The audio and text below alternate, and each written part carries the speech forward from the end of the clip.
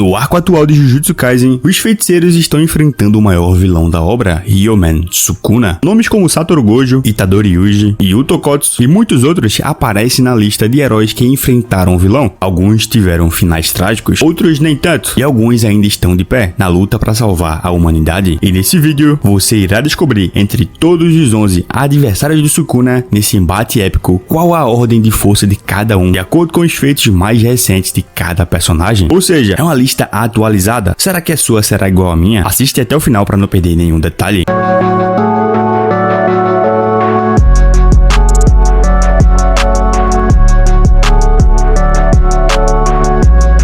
Galera, antes de iniciar, é importante lembrar que essa é uma lista em que exponho a minha opinião, baseada na análise dos feitos dos personagens e contexto em que cada um realizou tal feito. Então, comenta o seu rank também, porque eu ficarei feliz demais de saber qual é a sua opinião sobre o assunto. Então, bora pra lista. Em 11º lugar, Takuma Ino, um feiticeiro de grau 2, mas que, segundo Nanami, sua classificação não reflete seu verdadeiro poder, e ele poderia tranquilamente se tornar um feiticeiro de semi-grau 1. Porém, ele sempre optou por continuar como grau 2 até obter a aprovação do Nanami para passar ao grau 1. E por isso é uma pena que ele não terá mais ela abertamente. Em Shibuya, ele até conseguiu derrotar sozinho uma sala cheia de humanos transfigurados, mas o seu maior feito na obra foi durante o confronto contra a Sukuna. Quer dizer, a tentativa dele pelo menos, porque o coitado só apanhou. Mas ainda assim, até o momento foi mais útil que o Chozo. Ino chegou ao campo de batalha junto com Kusakabe, Itadori, Higuruma e o próprio Chozo. Primeiro ele tentou atacar o Sukuna usando a ferramenta amaldiçoada do Nanami, mas não conseguiu dar um dano efetivo no vilão. Enquanto Maki e Sukuna lutavam, junto com Kusakabe, Ino tentou atacá-lo de surpresa novamente, mas acabou sendo chutado como se não fosse nada e foi jogado pela janela do prédio em que estavam. Porém, o maior feito dele em combate, além de parecer ser feito pelo Nokia tijolão, foi distrair o Sukuna 2 vezes para que o Itadori pudesse acertar 2 Kokusens no inimigo. E como ele não fez nada demais além disso, ficará aqui em último lugar. A sua técnica inata são as bestas auspiciosas, que é ativada quando Ino esconde seu rosto com uma máscara preta, que o transforma em um médium espiritual. E isso permite que ele invoque e use as habilidades de 4 bestas. O Kaishi, que é a besta auspiciosa número 1, que invoca um chifre com um padrão espiral e pode ser disparado como um projétil envolto em energia amaldiçoada que não vai parar até atingir o alvo. A segunda besta é Reiki, que cobre o corpo do Ino com uma água amaldiçoada e pode ser usada para protegê-lo do perigo ou aumentar sua mobilidade geral. Com o Kirin, a terceira besta, ele efetivamente causa doping intracerebral, o que anula a própria sensação de dor do Ino. No entanto, também drena sua resistência, fazendo com que ele fique extremamente cansado, porém incapaz de dormir ao mesmo tempo. E por fim tem o Ryu, que é a besta auspiciosa número 4, que invoca um dragão que atacou um Sukuna já enfraquecido e ainda assim foi derrotada facilmente pelos cortes do Rei das Maldições. Em 10º lugar, Larui, um dos personagens da obra que, se você me dissesse anos atrás que ele enfrentaria o Sukuna, eu e muita gente não acreditaria. Larui era um usuário de maldição e um dos comandantes do Suguru Geto, porém após a morte dele, se tornou aliado da Yuki Tsukumo e foi talvez o grande responsável por convencer o Miguel a ajudar no combate contra o Rei das Maldições, que, por falar no combate contra 4 braços de Jujutsu, é nele que vimos a única luta de Larui na obra. Ele foi capaz de esmagar um Sukuna com 3 braços inteiros e tentando recuperar a liberação de energia amaldiçoada usando a sua técnica inata, e ainda ajudou Itadori a acertar o Black Flash ao usar sua técnica de extensão para distrair o Sukuna. Além disso, ele se mostrou resistente o suficiente para sobreviver ao Kokusen do Rei e por isso ficará à frente do Ino, mas como não mostrou tanta coisa assim, o máximo que conseguirá chegar no ranking. A sua técnica inata é Hato Kyachi, ou capturador de corações, que permite que ele crie uma mão imaginária que agarra seu alvo de longe, permitindo assim que ele o jogue ou esmague ao segurá-los. E a sua técnica de extensão é o Kutimel, que permite ao feiticeiro, entre aspas, agarrar o coração do alvo, que já foi atingido por sua técnica previamente, e assim consegue mudar a atenção do inimigo para onde ele quiser, aparentemente. Em 9º lugar, Atsuya Kusakabe, aquele que é considerado por Meimei, Gojo e Nanami o feiticeiro de grau 1 mais forte, sem contar os feiticeiros dos 3 grandes clãs, é claro. O que é louco de se pensar quando paramos para notar que nem técnica inata o Kusakabe tem. Sua participação na batalha contra o Sukuna foi, diria, bem interessante. No primeiro momento, ele usou o domínio simples para proteger ele mesmo e o Higuruma do desmantelado inimigo. Quando Maki e Sukuna estavam se enfrentando, Kusakabe tentou pegá-lo de surpresa, mas o vilão impediu o feiticeiro de acertá-lo com a ferramenta amaldiçoada do Nanami. Porém, a sua maior maior participação foi no X1 direto contra o Rei das Maldições, já bastante enfraquecido após a Maki tê-lo acertado com a katana cortadora de almas. Kusakabe conseguiu defender os cortes do Sukuna com seu domínio simples mais uma vez, pressionou o Rei das Maldições e fez até mesmo alguns cortes superficiais, porém no final o Sukuna estava apenas se divertindo e não lutou a sério. Quando decidiu, o derrotou facilmente. Kusakabe é um especialista em domínio simples e faz uso dele em conjunto com suas técnicas de espada para aumentar sua eficácia, isso sem falar da função primária dele, que é neutralizar a barreira de uma expansão de domínio para impedir o efeito de acerto garantido. A técnica de espada do Kusakabe é o Batou, uma técnica de desembainhar rápido que reveste a lâmina do feiticeiro com energia amaldiçoada para torná-la mais rápida e eficiente. Outra técnica dele é a Lua da Noite, e com ela, Kusakabe toma uma postura diferente do Batou, que é semelhante à da Miwa, e o que entrar no alcance do seu domínio será cortado automaticamente por sua katana, só que o mais louco disso é que ele consegue aumentar o alcance do seu domínio simples para atacar o inimigo mais rapidamente, e também não precisa usar um voto vinculativo como a maioria dos feiticeiros. Em oitavo lugar, Chozo, o irmão mais velho do Itadori, em uma das pinturas da morte, que como maldição foi classificado como grau especial, porém, para os padrões de feiticeiros, no máximo ele atinge grau 1. E é verdade que o Chozo não fez muito até o momento contra o Sukuna, mas explicarei por que ele está acima do Kusakabe nesse rank. Durante o arco do extermínio do Itadori, foi ele quem enfrentou Naoya Zenin, e mesmo tendo muita dificuldade no início, conseguiu vencer o feiticeiro de grau 1 e especial do clã Zenin. E levando em consideração a fala do Gojo sobre como não estavam considerando os feiticeiros dos 3 grandes clãs, o feiticeiro que era um dos mais fortes do clã Zenin e poderia ser líder dele, claramente era mais poderoso que o Kusakabe, e só isso já bastaria para colocar o Chozo acima dele. Porém, outro ponto ainda é que contra o Kenjaku, Chozo desempenhou um papel fundamental, e apesar do início receber um dano significativo de espíritos de baixo grau do vilão, foi capaz de forçar seu pai a revelar a técnica do sistema antigravidade para não ser atingido por uma de suas técnicas mais fatais. Mas agora, falando um pouco da participação dele contra o Sukuna, Chozo mostrou uma capacidade de cura insana ao conseguir se curar completamente de um golpe que o partiu ao meio literalmente, e ainda voltou para o campo de batalha, até mesmo tentou atingir o Rei das Maldições com seu sangue perfurante, mas novamente não teve grande efeito. Só que apesar disso, o feiticeiro ainda conseguiu resistir a um Black Flash do Rei das Maldições ao endurecer seu sangue para formar uma espécie de armadura que conseguiu reduzir o dano. A sua técnica é a manipulação de sangue do clã Kamo, que o permite, como o nome indica, manipular o sangue de várias maneiras. Porém, no seu caso, ele tem duas vantagens. A primeira é que o sangue de Chozo é venenoso e drena rapidamente a resistência de quem é acertado por ele. E o segundo ponto é que, como ele é um híbrido entre humano e maldição, ele consegue converter sua energia amaldiçoada em sangue. Por causa disso, contanto que ele tenha energia suficiente, ele pode evitar que o seu corpo morra de perda de sangue. Em sétimo lugar, Miguel ou Duo, outro que eu confesso que nunca imaginei que enfrentaria o Sukuna. Miguel, inicialmente, também foi um dos comandantes do Suguru Geto, mas após tomar uma surra do Gojo e ser reconhecido como MVP do desfile noturno dos 100 demônios, foi recrutado à força pelo feiticeiro mais forte da era moderna para ajudar no treinamento do Yu Tokotsu, cujo qual ele fez enquanto estava na África, e realmente ajudou demais o menino amaldiçoado a controlar sua imensa energia. E bora combinar que o Miguel é embaçado, hein? O cara tem literalmente 2 lutas em toda a obra, uma é contra o Gojo e a outra contra o Sukuna, ou seja, fez escola com o Jogo. Miguel vem de uma família de feiticeiros da África, que são os responsáveis por tecer a corda negra, uma ferramenta amaldiçoada comparável em força a outras de grau especial, como a lança invertida do céu, e que tem como habilidade especial anular técnicas amaldiçoadas. Porém, quanto mais ela é usada, mais a corda queima até que nada reste, e o Miguel usou tudo contra o Gojo e depois disso fugiu, porque senão ia dar ruim pra ele. Além disso, em sua participação contra o Sukuna, foi o feiticeiro de grau especial quem chegou a tempo de salvar o Yui do Rei das Maldições, conseguiu esquivar dos cortes do inimigo e ajudou um pouco no combate contra ele. Porém, quando Larui foi atingido pelo Flash Negro, foi atrás do seu amigo para convencê-lo a deixar o local. A sua técnica inata é a Canção do Coração, ou Hakuna Matata. Foi mal, tem que fazer essa piada, mas enfim, Hakuna Hana permite Miguel dançar com uma batida gravada em seu corpo e assim expulsar maldições e fortalecer suas habilidades físicas. Além disso, a técnica do Miguel é como trazer os buffs para ele e os debuffs para o oponente sem precisar de um domínio. Em sexto lugar, Hiromi Higuruma, o advogado feiticeiro que cresceu demais na batalha contra o Rei das Maldições. Higuruma sempre foi um gênio, foi um advogado brilhante. Em um mês como feiticeiro, já podia usar expansão de domínio e na luta contra o Sukuna foi citado pelo narrador da história como tendo um grande potencial, como Satoru Gojo. Durante o combate, com a sua expansão, ele tirou a energia amaldiçoada da Kamutoki do Sukuna e com a espada do executor, tentou de várias maneiras acabar com a alma do vilão. Sukuna ficou impressionado com o talento do Higuruma e pressionou o feiticeiro até até onde ele podia para evoluir durante o combate, e assim fez ele aprender técnica amaldiçoada reversa para curar seus membros arrancados pelos cortes do próprio Sukuna. E isso sem falar que o Higuruma já havia conseguido aprender amplificação de domínio antes disso tudo acontecer. Porém, nesse ponto, o Sukuna ainda não estava tão enfraquecido e o Higuruma tomou simplesmente um pau, mas pelo menos forçou o rei a cortar sua própria mão para não ser atingido pela espada do carrasco. Sua expansão de domínio é a sentença mortal e manifesta um pequeno tribunal onde ele e seu oponente são colocados na posição de promotor e réu, e não é permitido a violência. Sim, quando o julgamento começa, o Shikigami do feiticeiro, o Judgment, age como juiz e basicamente tudo ocorre como um julgamento no mundo real. Higuruma não recebe nenhuma informação do Judgment, apenas evidências que o Shikigami submete para deliberação. As provas não são conclusivas e o réu não é informado do que está dentro. Enquanto estiver dentro do domínio, o réu é levado a julgamento pelo juiz e o veredito depende exclusivamente dos argumentos usados por ele e pelo Higuruma. O objetivo aqui do réu é dissipar todas as dúvidas e ganhar um pronunciamento de inocência do juiz. Tanto o réu quanto a acusação tem apenas uma chance de fazer uma declaração antes que o juiz dê o veredito. E aqui o réu tem 3 opções: silêncio, confissão e negação. Depois disso, Higuruma tem a chance de oferecer sua refutação com base nas evidências que lhe foram dadas. Como foi mostrado durante as 2 ocasiões em que o domínio foi visto, a pena mais severa é a pena de morte, que geralmente vem junto com o confisco e a espada do executor, que elimina o inimigo na mesma hora caso o atinja. E o confisco funciona da seguinte maneira: a ordem de importância determina que se o réu estiver portando uma ferramenta amaldiçoada, apenas a energia dela será retirada e ela se tornará inútil para o combate Jujutsu. Se o réu não tiver uma arma, ele perderá a sua técnica inata. Caso ele não tenha uma técnica inata, perderá sua energia amaldiçoada e dependerá exclusivamente do seu poder físico, assim como vimos acontecer com Itadori durante o jogo do abate. E assim como Itadori, você também receberá uma sentença. A sentença é para se inscrever aqui no canal, senão uma maldição pegará no seu pé essa noite. Aproveita também e já deixa o like, porque assim o YouTube entende que você tá gostando do vídeo e espalhará ele para mais pessoas poderem assistir. E ativa também o sininho da notificação para o YouTube te avisar quando sair vídeo novo, hein? Porque aqui o nosso 5º lugar é quando eu vou começar a ser xingado nesse vídeo: Itadori Yuji, aquele que segundo boa parte do fandom se tornou o protagonista apenas agora, o que eu discordo, mas tudo bem. No combate contra o 4 braços da Shopee, o Itadori finalmente despertou todo o seu potencial após acertar vários Black Flashes no vilão. E muita